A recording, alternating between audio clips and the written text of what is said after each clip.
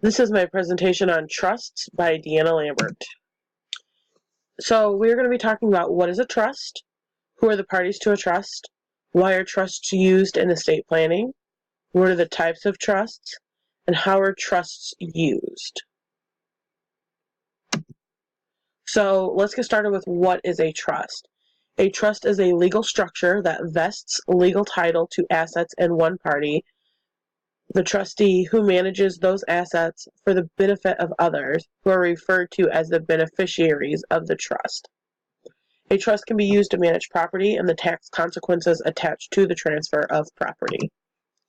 So who are the parties to a trust? We have three parties. You have a grantor, a trustee, and a beneficiary. So the grantor is the person who creates and initially funds the trust. This person can also be known as a settler, a truster, and or the creator of the trust. A trustee is the individual or entity responsible for managing the trust assets and carrying out the directions of the grantor that are formally expressed in the trust instrument. So the grantor sets up the trust, and then the trustee is going to be the person who's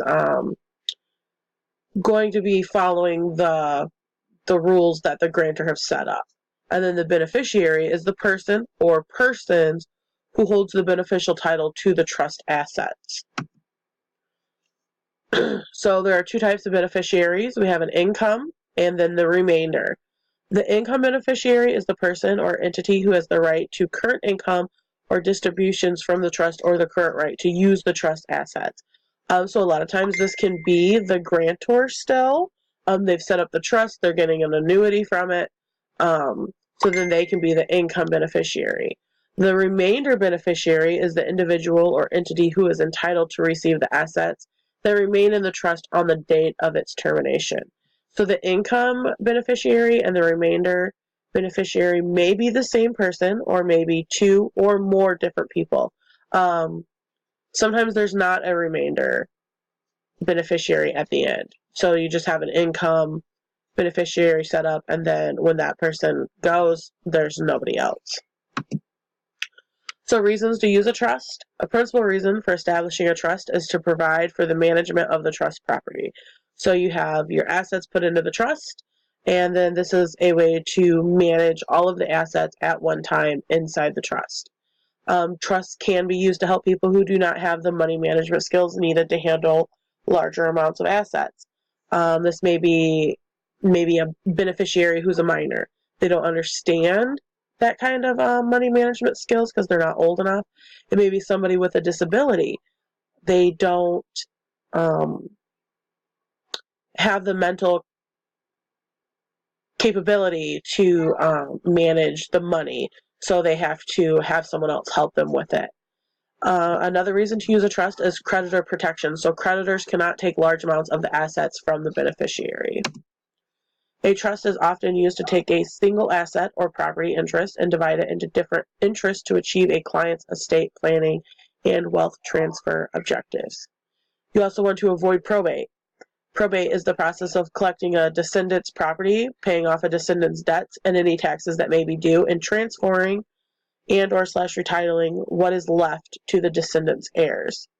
And when used properly, appropriately in the estate planning process, trust can generate transfer and income tax savings, which I'll get into later. So some of the types of trust, we have an inter vivos revocable trust. A revocable trust must be created during the grantor's lifetime and is therefore a form of inter vivos trust. So like once the grantor dies, it's not eligible to be an inter vivos revocable. Inter vivos irrevocable trust is when an inter vivos irrevocable trust is created. The grantor cannot take the property back after it has been transferred to the trustee. So no Indian giving. Irrevocable life insurance trust or wealth replacement trust. The purpose of the ILIT is to prevent an insured party from having incidents of ownership and the life insurance policy on his life. We don't want people to own their own life insurance policy. That's has not been good in the past for people. A bypass credit shelter. A bypass trust can be either an inter vivos or a testamentary trust. Power of appointment. The trust grants the beneficiary a power of attorney over the trust assets. Qualified terminable interest property, known as a QTIP, is created at the death of the first spouse to die, then grants the surviving spouse a lifetime right to the income of the trust while transferring the remainder interest to individuals of the grantor's choosing. So this is great for married people when the first spouse dies, then the surviving spouse is there to take over what's left of the assets in the trust, and then from there, the surviving spouse can figure out the beneficiaries. Grantor Retained Annuity Trust, a GRAT, are a special type of GRIT created when the grantor funds a trust and retains the right to receive a fixed percentage of the initial contribution to the trust on an annual basis for a specified term of years. So this goes into where the grantor is going to be the income beneficiary. So they've created the trust fund, and then they retain the right to receive a fixed percentage. So like they are going to get money every month, every year, every couple months. Like they have a fixed schedule for so many years that they will be getting income from this trust. And then after that, they have a beneficiary left over. Then, whatever's left will go to that one. A grantor retained unitrust, a GRUTS. In substance, a GRUT has the same characteristics as a GRAT, with one exception. The income stream received by the grantor is a fixed percentage of the annual value of the trust assets. So if we go back, we've seen that it was a percentage of the initial contribution, and that's for the GRAT. And for the GRUT, it's fixed percentage of the annual value instead. Qualified Personal Residence Trust, a QPRT, is a GRAT in which the grantor contributes a personal residence to the trust, and the retained income interest is the grantor's right to use the personal residence. So you have a home, a property, and then part of it is just being able to use that residence. Tangible Personal Property Trusts, a TPPT, are very similar to the QRPTs with one exception. Personal property is used instead of real property. So instead of having a piece of land or a home, it may be a car or the home furnishings.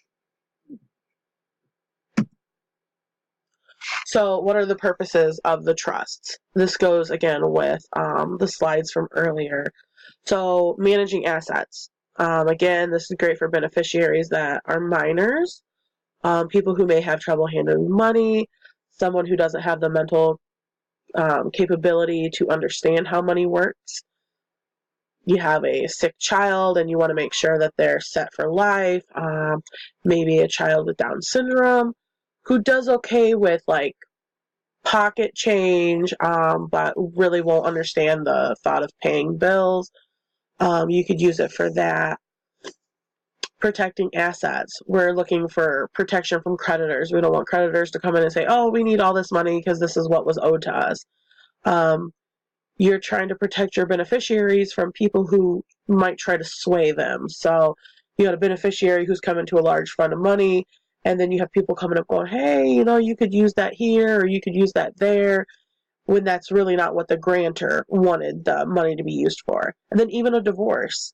You have a couple who is getting a divorce, and suddenly one spouse wants to take the assets, while with the trust, it's protected. We're looking at controlling distributions. We might be afraid that the beneficiary may spend all the money at once. We can set up payouts over a set period of time. So we know that the money is going to be doled out at a certain point, and that they can't just take, say, $100,000 and go to the casino.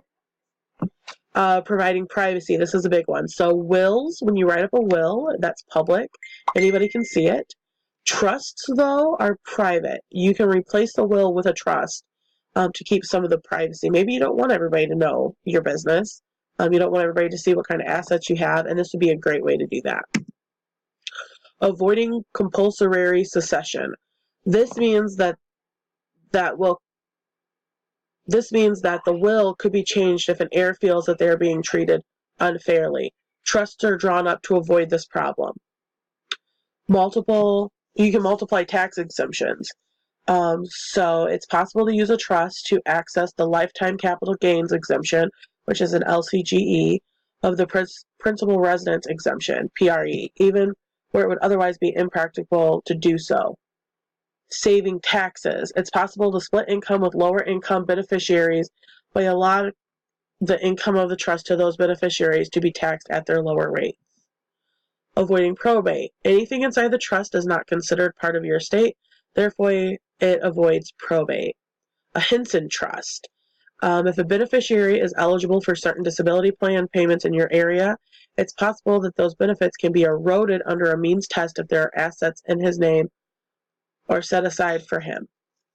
And charity. Trusts are a great way to provide gifts to charities after a death. So conclusion, a trust is a legal structure that vests legal title to assets in one party, the trustee, who manages those assets for the benefits of others, who are referred to as the beneficiaries of the trust. There are many different types of trusts for any kind of situation out there. Trust can be utilized in many different ways, and sometimes even in more ways than one.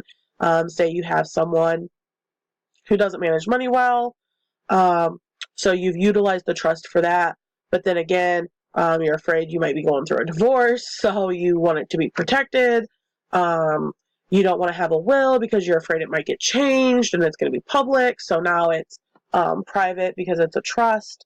And then again, that, trusts are private, whereas a will is not. Thank you for listening, and have a great day.